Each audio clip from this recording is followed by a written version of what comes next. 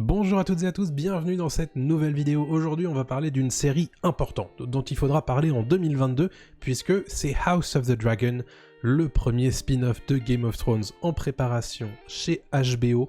On en a appris plein cette dernière semaine, du coup je voulais vous proposer cette vidéo pour en parler, mais avant ça, je voulais vous proposer de mettre un petit pouce bleu, un petit commentaire pour réagir à cette vidéo, me dire si ça vous plaît et puis réagir à ce que j'y raconte, et puis évidemment si vous n'êtes pas encore abonné, abonnez-vous, ça aide vraiment et puis ça met du baume au cœur en ce moment. Bref, House of the Dragon. Il y a eu une annonce importante le 26 avril 2021, nos amis de chez HBO se sont dit qu'ils allaient monter un petit peu la sauce sur les réseaux sociaux. Ils se sont dit, allez, on va essayer de leur faire comprendre ce qui se passe, on va mettre des emojis feu un petit peu partout. Bon, évidemment, il s'est passé ce qui s'est passé, c'est-à-dire l'annonce du casting de House of the Dragon. Alors House of the Dragon, c'est le premier spin-off qui va voir le jour de Game of Thrones chez HBO. Vous le savez que depuis un certain temps, HBO essaie de capitaliser sur cette licence hyper importante pour eux depuis la fin de la série principale. Il y en a eu un qui a été validé jusqu'au pilote, puis après tournage du pilote, c'était une série qui devait traiter des premiers hommes de Westeros. Au final, ils ont décidé de ne pas poursuivre, donc ce projet a été annulé. Mais celui-ci, House of the Dragon, a commencé son tournage. A priori fin avril, peut-être même le 26 avril. En tout cas, on a eu quelques informations intéressantes. Tout d'abord, voici une première réunion pour découvrir le script avec les acteurs, ce qui a permis de faire quelques photos assez intéressantes pour nous présenter justement quels sont les acteurs. Alors il se trouve qu'il y avait déjà un certain nombre d'acteurs qui avaient été présentés et qui avaient été officialisés plus ou moins auparavant, mais là c'est vraiment le côté grande pompe, on nous présente les personnages mais aussi les acteurs qui les joueront. Alors on va commencer par Paddy Considine, qui est un acteur que vous avez certainement vu dans Peaky Blinders. Il a joué dans 4 épisodes de Peaky Blinders. Il a également joué chez Edgar Wright dans Hot Fuzz et The World's End. Il jouera un des personnages centraux de House of the Dragon. Donc House of the Dragon, c'est une série qui va se concentrer sur la maison Targaryen. La maison Targaryen qu'on connaît sur sa fin grâce à la série Game of Thrones, mais bref, j'y reviendrai un petit peu plus tard. Paddy Considine qui joue le roi Viserys Targaryen Ier, c'est le père d'une certaine Rhaenyra dont je vais vous présenter l'actrice juste après. Il l'a proclamée comme son héritière faute d'héritier. Il a une deuxième noce avec une reine dont on parlera juste après.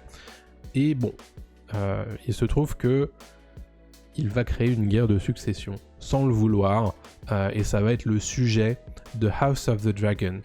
Emma Darcy qui est une actrice britannique qui va jouer le rôle de Rhaenyra Targaryen, qui est la première née, en fait, de Viserys, qui n'a pas eu de fils de sa première épouse. Rhaenyra, donc c'est sa première fille, vivante du moins, de sa première épouse. Il va y avoir un problème puisqu'il a une seconde épouse qui a eu également des enfants, dont des garçons. C'est ce qui va poser problème. Rhaenyra Targaryen, c'est l'héritière proclamée par son père. Elle chevauche également une dragonne du nom de Syrax. Emma Darcy, vous la connaissez peut-être pas beaucoup puisqu'elle n'a pas joué dans énormément de choses connues. Elle a joué cependant dans 2 séries Amazon Prime Video, une qui s'appelle Truth Seekers et l'autre qui s'appelle Hannah.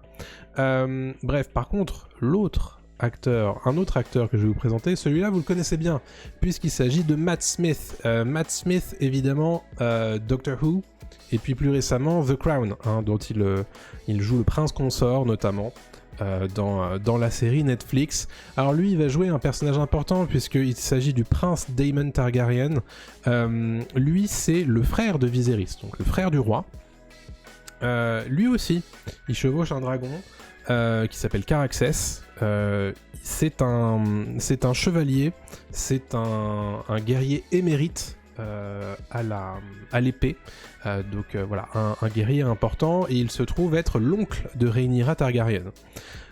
Olivia Cooke, dont vous connaissez probablement le nom, vous l'avez certainement déjà vu également puisqu'elle a joué dans Ready Player One, mais aussi dans la série Bates Motel. Elle joue, la femme de Viserys, donc la reine de Westeros. Elle joue Alicent Hightower, donc qui est une femme bien née, hein, d'une maison très importante qui est située à Vieilleville, hein, Old Town, ville vieille d'ailleurs, je crois qu'on dit en français. Bref, c'est la femme du roi, et il se trouve qu'elle est en rivalité frontale avec la fille de Viserys, Rhaenyra, et c'est de cette rivalité que naîtra la guerre de succession. Récifance, Otto Hightower, qui est donc le père d'Alicent Hightower, il sert comme main du roi, donc vous savez que dans Game of Thrones, le plus haut conseiller du roi s'appelle la main du roi, et qui est amené parfois même à remplacer son autorité quand le roi n'est pas là. Donc Otto Hightower, qui est évidemment un des personnages centraux, puisqu'il siège au conseil du roi et son véritable bras droit. Il est donc le père d'Alicent Hightower, et donc Chris Evans, qui est un acteur britannique également, a joué récemment dans The Amazing Spider-Man, où il a joué l'homme lézard. C'est aussi, alors dans des temps plus reculés, il jouait le personnage de l'ami un peu foldingue de Hugh Grant dans Mariage à Notting Hill. Il joue le personnage de Spike, assez rigolo. Voilà. Un autre acteur que je vais vous présenter, Steve Toussaint. Steve Toussaint qui joue le personnage de Corlys Velaryon, qui nous a été présenté dans les tweets de HBO comme étant le Sea Snake, donc le serpent de mer. Il se trouve que le serpent de mer, c'est le surnom. C'est le surnom de Corlys Velaryon, et Corlys Velaryon, c'est un personnage assez important de la scène à Westeros à cette époque, que je vous présenterai un petit peu plus tard. Il est à la tête de la plus grande flotte du continent, d'où son pseudonyme, et il se trouve être un soutien de Rhaenyra Targaryen. L'acteur Steve Toussaint, lui, il joue depuis longtemps. On peut citer quand même quelques-uns de ses faits d'armes, des apparitions notamment dans Prince of Persia, Les Sables du Temps, avec Jane Gyllenhaal, et Judge Dredd également. Eve Best, qui va jouer la femme de Steve Toussaint, qui joue Rhaenys Velaryon. Elle, il se trouve que c'est sa femme, du coup, de Corlys Velaryon. Elle est descendante Targaryen, et parfois même, on l'a surnommée la reine qui ne le fut jamais. Voilà. Fabian Frankel, alors le BG, hein, qu'on nous propose sur cette présentation de casting, le beau gosse, Fabian Frankel, vous l'avez vu probablement récemment dans la série Netflix Le Serpent avec Tahar Rahim.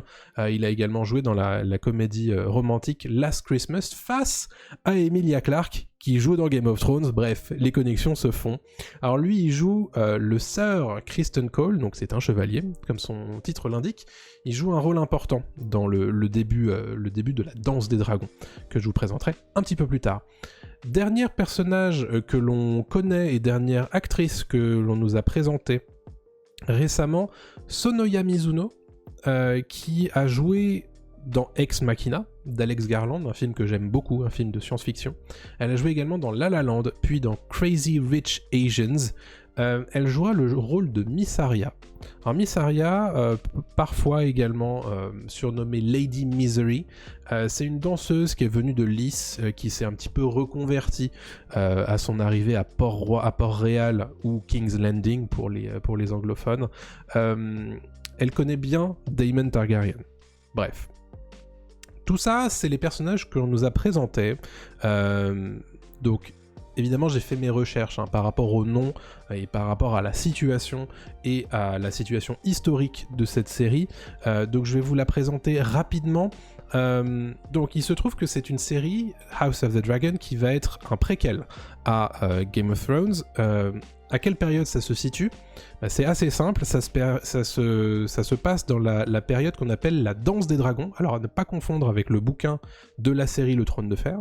La danse des dragons, c'est tout simplement une guerre civile qui a eu lieu, une guerre de succession qui a eu lieu à Westeros, grosso modo 170 ans avant les événements du premier livre, Le Trône de Fer. Donc vous ne verrez pas certains des personnages que vous connaissez de la série originelle. En revanche, évidemment, vu que vous savez que ce sont de grandes dynasties qui parcourent Westeros dans leur histoire, évidemment, vous allez reconnaître un certain nombre de noms de maisons, alors évidemment Targaryen, hein, puisque c'est le cœur de la série, puisque ça lui donne son titre, d'où le blason que j'affiche tout de suite, mais c'est aussi a priori une période de guerre que l'on va explorer dans cette série, qui donc va être amenée à nous proposer des choses un peu palpitantes qui sont très dans l'ADN de Game of Thrones, où on va avoir évidemment des trahisons, des scènes de guerre, mais aussi l'apparition d'un certain nombre de dragons, puisque c'est une des particularités importante de cette période. Un certain nombre de personnages que l'on a cités déjà chevauchent des dragons. Donc ça va être un défi de production pour les producteurs de House of the Dragon, puisque autant dans Game of Thrones, les dragons apparaissent assez tard et ont un temps d'écran assez limité, là pour le coup ils vont peut-être pas pouvoir faire sans, puisque c'est des personnages à part entière de cette période-là de Westeros. Donc je vous affiche certaines des scènes de Game of Thrones où on voit des dragons. Bref, ça c'est un des points importants qui va sans doute faire que le budget de cette série va être très important, du moins en termes d'effets spéciaux. La danse des dragons, à proprement parler, qu'est-ce que c'est ? Donc je vous le disais, c'est une guerre de succession qui oppose deux camps. Guerre de succession où pour le trône de Viserys Targaryen Ier, l'idée c'est que ça va opposer deux de ses enfants. D'un côté, Rhaenyra Targaryen, que lui-même avait proclamée héritière, et donc future reine, et de l'autre, Aegon II Targaryen, qui est le premier-né d'Alicent Hightower et de Viserys Targaryen. Et donc l'idée c'est de savoir en fait qui a le droit de succéder à Viserys. Évidemment, il y a des alliances qui vont être menées à mal, et donc ça va pas forcément bien se passer. C'est pour ceux qui sont très précis sur l'historique de la saga Le Trône de Fer, il y a un événement important qui se passe sur le continent de Westeros, c'est la conquête par Aegon Targaryen Ier.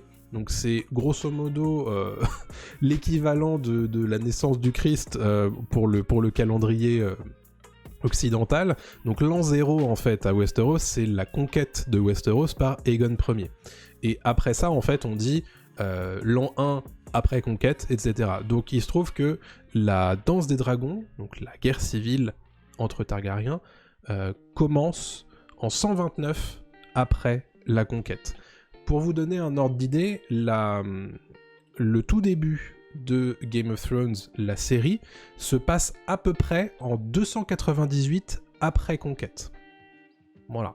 Donc c'est pour vous dire qu'il y a clairement pas des personnages que vous allez pouvoir voir puisque c'est 170 ans avant. Donc je vous le disais, il y a deux camps entre les qui se combattent. D'un côté les verts, c'est le parti de la reine. Je vous expliquerai peut-être un jour pourquoi dans une autre vidéo. Et de l'autre côté, les noirs, le parti de Rhaenyra. Donc, proclamée héritière par son père, Rhaenyra est déçue et trahie, parce que on lui promettait le trône, et finalement, ça ne s'est pas fait. Ah oui, ça je vous dirai juste après. C'est la fille aînée de Viserys Ier, qu'il a rapidement pris sous son aile pour en faire une héritière. Problème, il s'est remarié avec Alicent Hightower et a eu des enfants avec elle. Et la reine Alicent, femme du roi Viserys Ier, qui souhaite que son premier enfant, Aegon Targaryen II, soit couronné. Bon, vous doutez bien que ça va clasher. Et donc c'est ce qui crée plus tard ce qu'on appellera la danse des dragons, donc une guerre que va nous présenter du coup toute cette toute cette série, a priori, hein. Il est probable du coup que la première saison soit dédiée à la présentation de tous ces personnages, puis arrivera le point de bascule qui nous fera tomber tout simplement dans la guerre de succession. Donc ça, évidemment, ça n'a pas encore été annoncé, mais étant donné que Paddy Considine joue un personnage, soit il apparaît dans des flashbacks, soit il apparaît au début de la série, ce qui va ensuite provoquer le reste. Voilà, j'essaie de faire en sorte de pas trop vous en révéler, parce que j'estime que tout ça c'est intéressant de le découvrir aussi. Donc dans cette vidéo de présentation, je vous en parle pas des masses, mais évidemment si vous avez envie qu'on aille plus loin, que je vous présente de quoi il est question, il n'est pas impossible que je refasse pas de vidéo en mode c'est quoi la danse des dragons, quelles ont été les grandes étapes, tout ça, des choses intéressantes, mais qui pour le coup vont spoiler complètement la série a priori, hein, puisque c'est de ça qu'il est question. Donc je vous présenterai ensuite la date, les showrunners, tout ça, mais avant ça, si jamais vous voulez vous renseigner sur toute cette période, il se trouve qu'il y a pas mal de sources intéressantes à ce sujet. La première, c'est Feu et Sang. C'est un